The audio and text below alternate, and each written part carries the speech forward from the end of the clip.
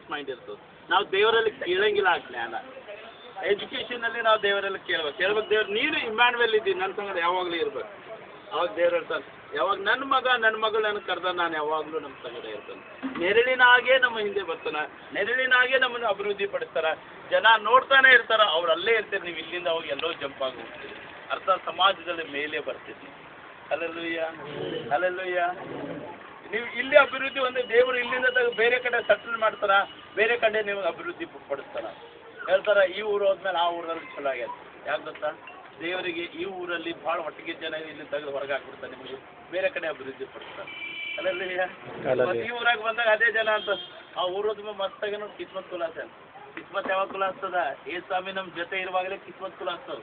ಇಲ್ಲಿ ಕಿಸ್ಮತ್ಗೆ ಅಲ್ಲೇ ಎಂಡಿ ಹೆಚ್ಚು ಸಿಕ್ಕಿದ್ರೆ ಅದು ಬರೋಂಗಿಲ್ಲ. ಹಲ್ಲೆಲೂಯಾ. ಒಳ್ಳಾಗ ಅದು ಇದಾಗ್ತೀವಿ ಬರ್ತದೇನ್ರಿ. ಎದುರು ಬಿಡಬಾರ್ದು ಅಂತ ಈಗ ಅಡ್ವರ್ಟೈಸ್ ತೋರಿಸ್ತಾರೆ, ಕೈಯಾಗ ಕಟ್ಕೋರಿ ಅಂತ ಅಡ್ವರ್ಟೈಸ್ ತೋರಿಸ್ತಾರೆ. ಏನಾಗ್ತಾನೆ ಎದುರು ಬಿಡಬಾರ್ದು ಅಂತೇಳಿ, ಆದರೂ ಎದುರು ಬಿಡ್ತಾರೆ. ಏನಾಗ್ತದೆ ಭಾಳ ಕಷ್ಟ ಮಾಡೋದು. ಏ ಸ್ವಾಮಿ ನಮ್ಮ ಸಂಗಡ ಇದ್ರೆ ಏನು ಹಲ್ಲೆಲೂಯಾ. ಅಲ್ಲೇ ವಾಕ್ಯ ಏನು ಹೇಳ್ತಾ ಗೊತ್ತ್ರಿ, ಇಮ್ಯಾನ್ಯುಯಲ್ ಯಾವಾಗಲೂ ಏನು ಮಾಡ್ತಾನೆ, ನಮ್ಮ ಸಂಗಡ ಇರ್ತಾರೆ. ಆ ನೆದರಿನ ದೃಷ್ಟಿ ಏನು ಮಾಡ್ತಾನೆ ದೇವರು, ಉಲ್ಟಾ ಮಾಡಿಬಿಡ್ತಾನೆ ಆ ದೃಷ್ಟಿ.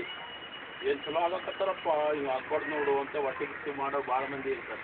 ಅದೇನು ದೇವ್ರು ಏನು ಮಾಡ್ತಾನೆ, ಅವ್ರ ವಿಚಾರವನ್ನು ಅಲ್ಲೇ ಚೇಂಜ್ ಮಾಡ್ತಾನೆ. ನಮ್ಮ ಹತ್ರ ಬರೋದೇ ಇಲ್ಲ, ಅವ್ರದವ್ರೆ ಆ ಕಡೆ ಜಗಳ ಬಿಡ್ತಾನೆ, ಆ ಕಡೆ ಹೋಗ್ತದೆ ಅವ್ರದ್ದೆಲ್ಲ. Hallelujah hallelujah.